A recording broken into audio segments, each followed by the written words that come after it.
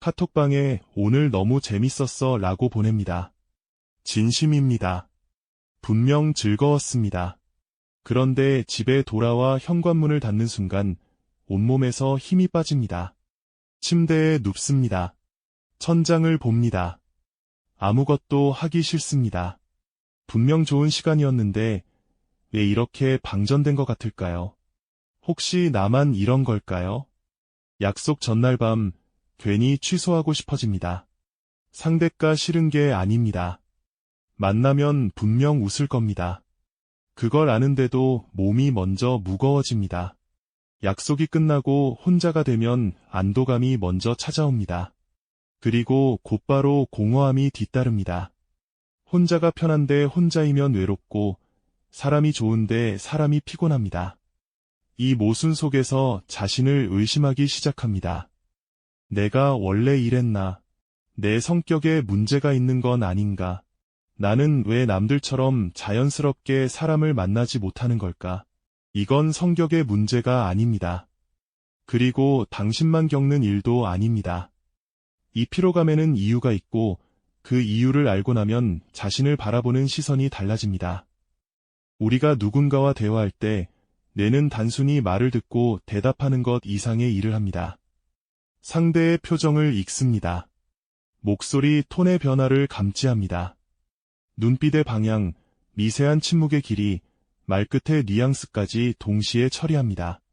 이 사람이 지금 기분이 좋은 건지, 내 말에 공감하는 건지, 속으로는 다른 생각을 하는 건지 끊임없이 계산합니다. 이 모든 과정이 의식하지 못하는 사이에 자동으로 돌아갑니다. 컴퓨터에 프로그램을 하나 열면 괜찮은데 10개를 동시에 돌리면 느려지고 뜨거워지다 결국 멈추는 것처럼 사람을 만난다는 건 뇌에게 그런 일입니다. 사람 수가 늘어날수록 읽어야 할 표정이 늘고 맞춰야 할 반응이 늘고 내가 감당해야 하는 정보량은 기하급수적으로 올라갑니다. 그래서 여러 명 만나고 온 날 아무 생각도 하기 싫은 겁니다. 내가 과부하를 견딘 뒤에 강제로 셧다운을 걸어버린 것과 같습니다. 여기에 한 가지가 더 붙습니다. 우리는 사람 앞에 서 있는 그대로의 감정을 잘 드러내지 않습니다. 피곤해도 웃고 짜증이 나도 괜찮은 척하고 별로 재밌지 않은 이야기에도 리액션을 합니다. 먼저 가고 싶은데 분위기를 깨기 싫어서 1시간을 더 앉아 있습니다. 실제 감정과 표현하는 감정 사이에는 항상 간극이 있고 그 간극을 유지하는 데 에너지가 듭니다.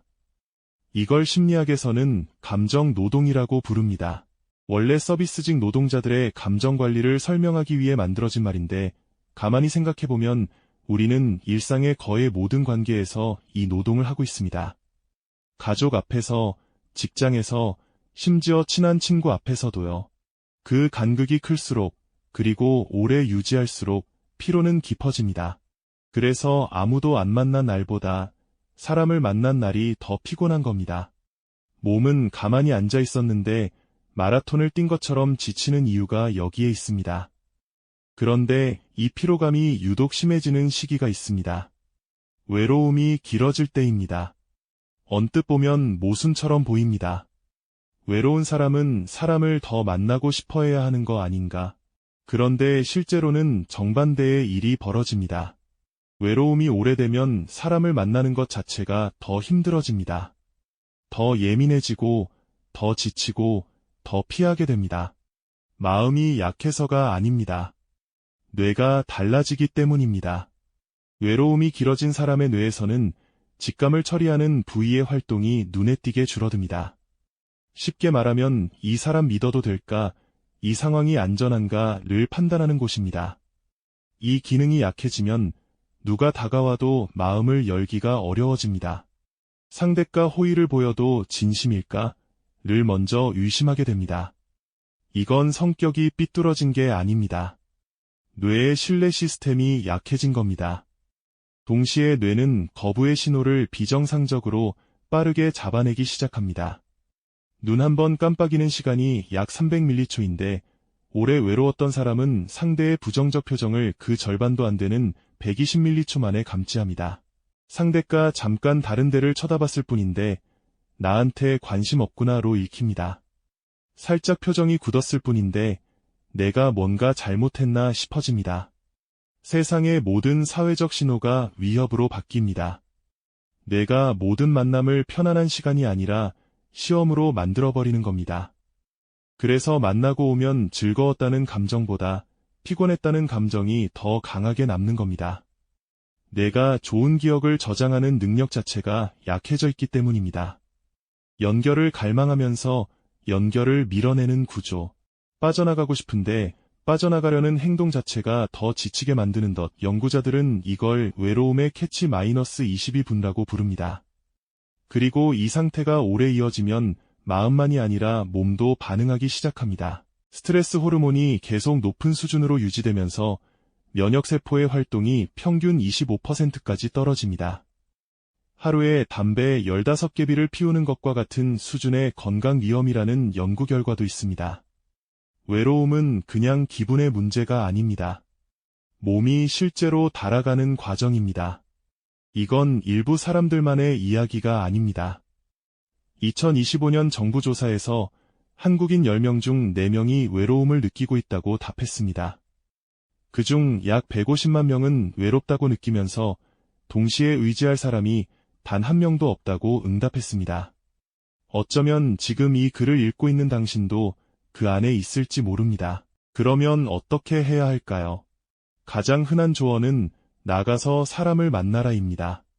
동호회에 가라, 모임에 나가라, 연락을 먼저 해라.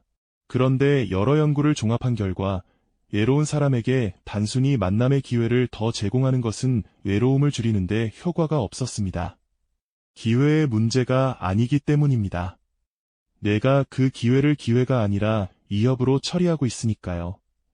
효과가 있었던 건 전혀 다른 방향이었습니다. 자신의 생각 패턴을 들여다보는 것입니다. 저 사람이 나를 안 쳐다본 건 나를 싫어해서가 아니라 그냥 다른 생각을 하고 있었을 수 있다. 이런 식으로 자동으로 나쁜 쪽으로 해석하는 뇌의 습관을 알아차리고 다른 가능성을 열어두는 연습입니다. 거창한 것이 아닙니다.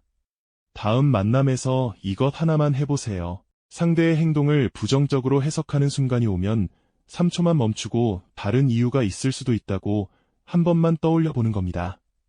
그 3초가 뇌의 자동 반응에 끼어드는 첫 번째 틈이 됩니다. 작지만 그 틈이 시작입니다.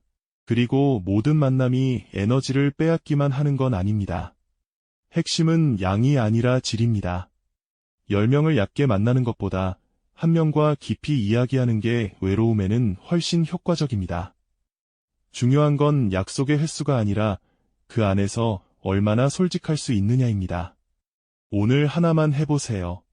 오래 연락 못했지만 편한 사람 한 명에게 안부 인사가 아니라 솔직한 한마디를 보내보는 겁니다.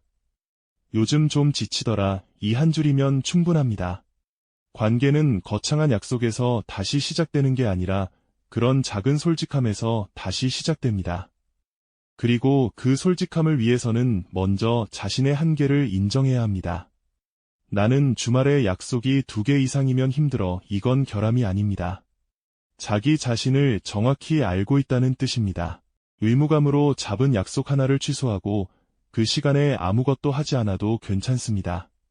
그게 게으른 게 아니라 다음 만남에서 진짜 웃을 수 있는 에너지를 만드는 시간입니다. 사람이 좋은데 사람이 피곤한 당신. 당신은 이상한 사람이 아닙니다. 냉정한 사람은 더더욱 아닙니다. 상대의 감정을 읽으려 하고 분위기를 맞추려 하고 함께하는 시간을 소중히 여기기 때문에 에너지가 드는 겁니다. 오히려 너무 잘 느끼는 사람입니다. 다만 그 섬세함이 바깥을 향해서만 작동하고 있었던 건 아닌지 한번 돌아봐 주세요. 지칠 때 쉬어도 됩니다. 모든 사람에게 똑같은 에너지를 쏟지 않아도 괜찮습니다. 혼자만의 시간이 필요한 자신을 허락해도 됩니다. 그건 나약함이 아닙니다. 자신을 가장 잘 아는 사람만이 내릴 수 있는 선택입니다. 당신의 피곤함은 고장난 감정이 아니라 자신을 돌보라는 가장 솔직한 신호입니다. 이제 그 신호에 귀 기울여도 되는 시간입니다. 당신은 잘못된 게 아닙니다. 지금까지 너무 잘 버텨온 겁니다.